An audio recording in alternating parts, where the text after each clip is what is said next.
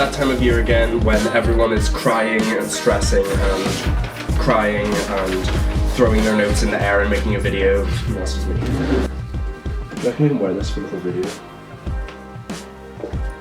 Or does that look really stupid? Yeah, it's probably really, really gay.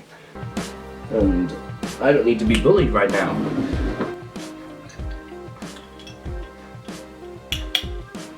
This video is just as much for me as it is for anyone else watching it, because I've been really lazy with revision this year and really uninspired and undetermined, and really it's just a mess. It's a big mess. Unfortunately, I'm making this video a little bit late because I've already done the majority of my exams. I've got 4 left, well, 3 left, kind of, and then I have a 4th. The 4th one's my music practical, and it was meant to be last week or the week before last week, but I had to rearrange it because my instrument for music is my voice, and the night before my practical I went to an Ed Sheeran concert. I found a girl, beautiful and sweet. And yeah, I come into the practical and couldn't sing, I know, and my music teacher nicely rearranged it for me to next week, so I was lucky. Thank you, Sia. Anyway, yeah, I've got 3 written exams and my practical exam left, and I didn't revise at all yesterday. Like, I did like an hour, so I did revise a bit, and it was only an hour. And then today I've done nothing, and it's 5:30, and I only have Monday to go, and then today's Sunday.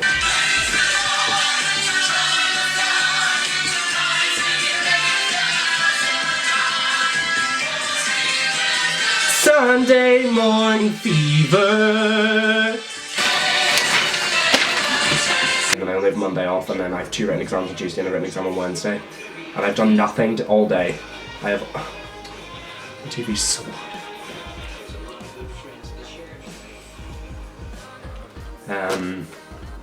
So you know, I forgot what to say.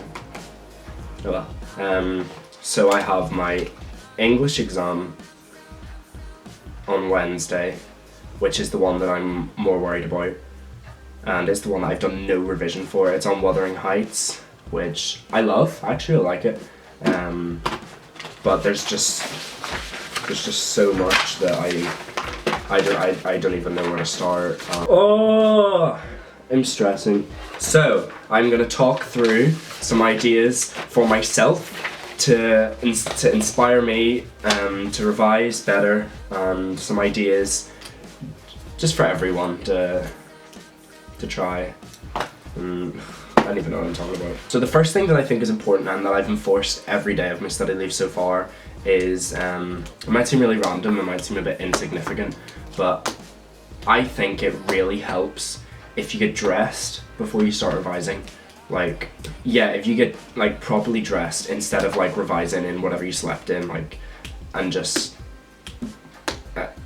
like, I think you need to be comfortable, but like, I'm fully dressed, like jeans and shoes and everything, and I think it gets you into a better mindset for when you're working. Like, it's nice to be comfortable, but I think if you get up, get a shower, get changed, and then sit down and work, like, you feel way more like you're ready to work. Like, you don't go into school in your pajamas or whatever, so I think if you're going to work at home, you need to be dressed in something that makes you feel like you're going to work.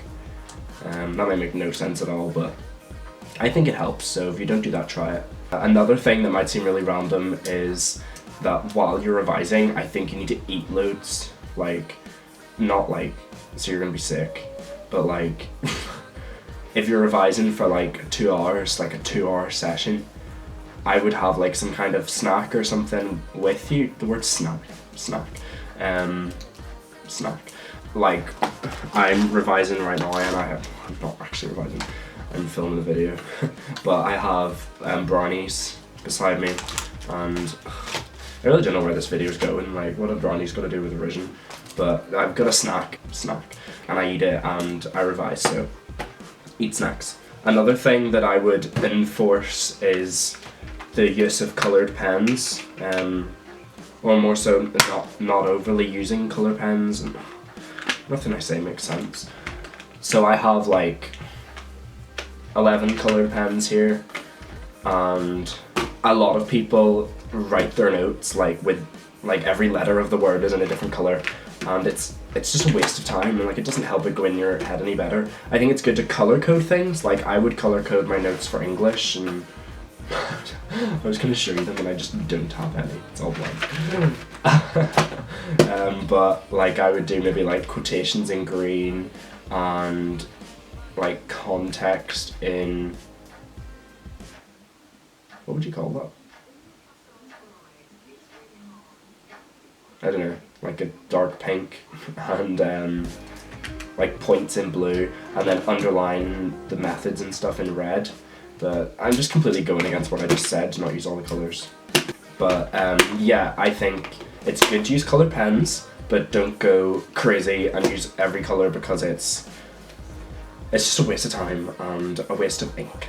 So maybe just write in one colour and underline things in other colours. I was writing like all my notes in like these 4 different colours, and I'd be like, yeah, I'll write this bit like this, and then I'll write the next word in this colour, and then I'm gonna write the next word in this colour, and then I'm gonna write, yeah, you get the idea. Although to be fair, that probably helps some people, like, because you have to pause after every word, maybe like you think about the words better. I don't know. Do what you want. The next thing is that I think you should have a certain time of day when you stop revising. Like, again, I'm such a hypocrite because I don't even start revising, but like say 9 o'clock, at 9 o'clock you don't revise any longer, because like, and I think that's a good time, because when it gets to that late at night, like you're too tired and it's just not going in as well as it would during the rest of the day. So unless you have an exam the next day, then just stay up all night. Not actually, but like if you're just in your study leave, stop revising at 9 at the latest, like maybe even before dinner if you've been revising all morning. I suppose it depends how much you get done, but like don't be staying up all night revising, because after a certain time of day, like nothing's gonna go in. So take the time off. While I'm talking about timing, actually, another point is about timetables, and I know like probably everyone that's revising has some kind of timetable in place, but I think the mistake a lot of people make is that they are like, right, on Monday I'm gonna do maths, on Tuesday I'm gonna do English, on Wednesday I'm gonna do French, on Thursday I'm gonna do whatever. And I think it'd be more effective as a timetable if you, instead of just like dedicating a whole day to a subject, actually set out the timing of it, like on certain topics. So like if you're gonna revise maths, I don't do maths, so that's not good. So if you're gonna revise Spanish, then I would go like, right, I'm gonna get up at 9, right, I'm gonna get up at 8, and from 9 till 10, or 9 to 10:30, I'm gonna revise the preterite and imperfect tenses. And then from 10:30 till 12, I'm gonna revise pronouns. And then from 12 to 1, I'm gonna have lunch. And then from 1 till 2:30, I'm gonna revise adjectival agreement, and then from half 2, yeah, right, you get the idea. So instead of just saying, right, all day I'm going to revise Spanish, try splitting it up into different topics, and then you can find which topics you find more difficult, and then you know to do them again on another day. So I would wake up in the morning with your subject you're going to do, but plan out your day, how you're going to split it all up. And then if you get that bit done, like say you're revising something for an hour and a half and you get it done in an hour, take the next half an hour and rest. You got it finished. If you've got the whole day planned out, then you know how much stuff you need to cover, and if you get them finished in more time, then good. But you don't just want to keep going over it. Well, maybe you do.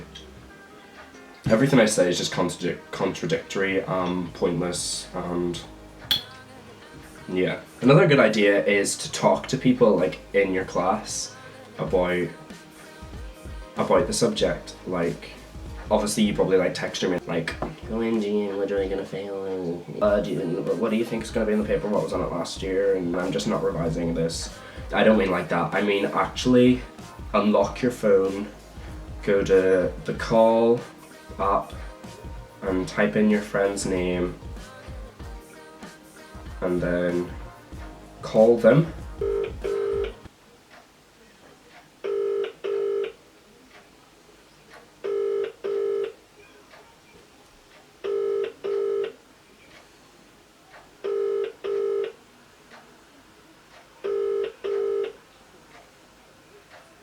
Welcome to the O2 messaging service. The person you are calling is unable to take your call. Please leave your message on. I know some people like to have their phones away when they're revising, but I disagree. I think your phone is a vital tool for revision sometimes. Like, I need it to Google what things mean and to Google ideas and to go on YouTube and find ideas of people explaining how to cheat in your exam, how to do certain topics. If you do find yourself getting distracted on your phone, like me, then there's actually a really cool app that me and my friends have been using recently. It's called Forest, and I think it's like £1 or £2, but it's totally worth it. It looks like this. It's probably not in focus at all. Okay. It looks like that, and you can like pick from your little timer how long you want to grow your tree for, like how long you want to stay off your phone for, and then you press plant, and then if you like go off the app at all during the time when it's planting, then it kills the tree. And at the end of each week or so, you can like go into your forest and check how many trees you've grown. I have 0. I'm great at this. Do as I say, not as I do. That's my advice. But yeah, you can like grow trees and stay off your phone, and hooray.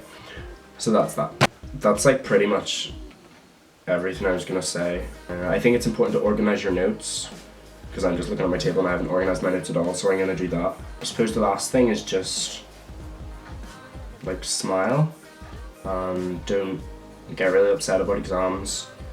Obviously you want to do really well, and I think it's okay to get stressed, because everyone gets stressed. Like, you can't escape stress. Stress like kicks into you that it's important, and it shows that you care about what you're doing. So I think it's good to be stressed, but only to a certain level.